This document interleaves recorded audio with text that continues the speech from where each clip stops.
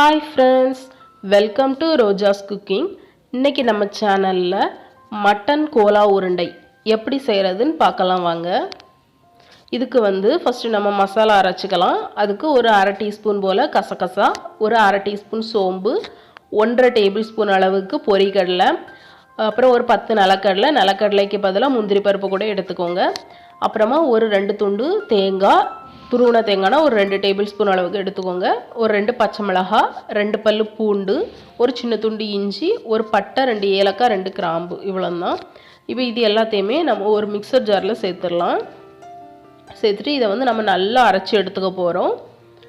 தண்ணி சேர்க்கக்கூடாது. கொஞ்சம் கூட தண்ணி சேர்க்காமல் உங்களால் எந்த அளவுக்கு அரைக்க முடியுமோ அந்த அளவுக்கு நல்லா அரைச்சி எடுத்துக்கோங்க. இப்போ இதை நம்ம அரைச்சி எடுத்துகிட்டு வந்துடலாம். இந்த அளவுக்கு நான் நல்லா தண்ணி சேர்க்காமல் அரைச்சி எடுத்திருக்கேன். கொஞ்சம் கூட நான் தண்ணி சேர்க்கலை. தண்ணி சேர்க்காமல் எவ்வளோ அரைக்க முடியுமோ அந்த அளவுக்கு அரைச்சி எடுத்திருக்கேன். இப்போ இது இருக்கட்டும். அடுத்தால ஒரு பேனில் 1 டேபிள் ஸ்பூன் அளவுக்கு எண்ணெய் சேர்த்துருக்கேன். எண்ணெய் நல்லா சூடானதுக்கப்புறமா இதில் ஒரு சின்ன சைஸ் பெரிய வெங்காயம் எடுத்து நல்லா பொடியாக கட் பண்ணி வச்சுருக்கேன். அதை உள்ளே சேர்த்துடலாம். எவ்வளோ பொடியாக கட் பண்ண முடியுமோ அந்த அளவுக்கு பொடியாக கட் பண்ணிக்கோங்க. இப்போ இதை நம்ம நல்லா வதக்கி எடுத்துக்கலாம். ஒரு நிமிஷம் அந்த லைட்டாக பொன்னிறமாக வரது வரை நம்ம இதை நல்லா வதக்கி எடுத்துக்கணும். இது கூடாலே கொஞ்சமாக கருவேப்பிலை சேர்த்து நான் வதக்கிக்கிறேன். இப்போ வெங்காயம் நல்லா பொன்னிறமாக வதங்கிட்டு இதில் நம்ம அரைச்சி வச்சுருந்த அந்த மசாலாவை சேர்த்துக்கலாம். அந்த பொரிகடலை எல்லாம் சேர்த்து அரைச்சி வச்சுருந்தோம்ல அதை நம்ம இதில் இப்போ உள்ளே சேர்த்துடலாம். அதுக்கப்புறமா இதுக்கு தேவையான அளவுக்கு உப்பு சேர்த்துக்கலாம். நான் 1 டீஸ்பூன் உப்பு போல் சேர்த்துருக்கேன். சேர்த்து நல்லா கலந்து விட்டுடலாம். அதுக்கப்புறமா ஒரு 1/4 டீஸ்பூன் அளவுக்கு மஞ்சத்தூள் சேர்த்துக்கிறேன். ஒரு 1/2 டீஸ்பூன் போல் வத்தத்தூள் சேர்த்துக்கிறேன். நீங்கள் காரத்துக்கு ஏற்றாலும் வத்தத்தூள் சேர்த்துக்கோங்க. இது எல்லாத்தையும் சேர்த்து ஒரு நிமிஷத்துக்கு நம்ம நல்லா வதக்கி எடுத்துக்கலாம். அதுக்கப்புறமா நம்ம இதில் மட்டன் சேர்க்கணும். நான் இன்றைக்கி 200 கிராம் அளவுக்கு மட்டன் எடுத்திருக்கேன். மட்டனை நல்லா வாஷ் பண்ணிவிட்டு இந்த மாதிரி மிக்சியில் போட்டு 2-3 பல்ஸ் விட்டு இந்த மாதிரி அரைச்சி எடுத்திருக்கேன். நீங்கள் மட்டன் கொத்துக்கறி கடையில் அப்படியே கிடைக்கும். நீங்கள் அப்படி கூட வாங்கி யூஸ் பண்ணலாம். நான் மட்டன் வாங்கி அதை தான் மிக்சியில் போட்டு நல்லா 2-3 பல்ஸ் விட்டு அரைச்சி எடுத்திருக்கேன் வாஷ் பண்ணிவிட்டு.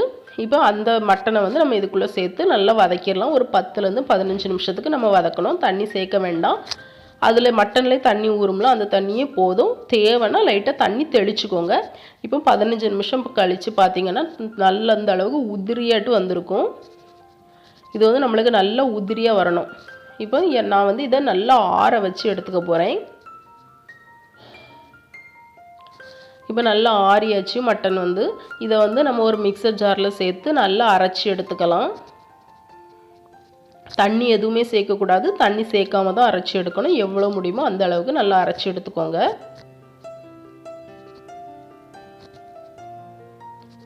இப்போ இதை நான் அரைச்சிட்டு வந்துடுதேன்.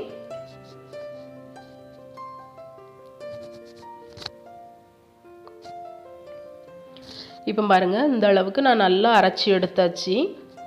இதை ஒரு பிளேட்டுக்கு மாற்றிக்கலாம். அடுத்தால இதில் நான் ஒரு முட்டை சேர்த்துக்க போகிறேன்.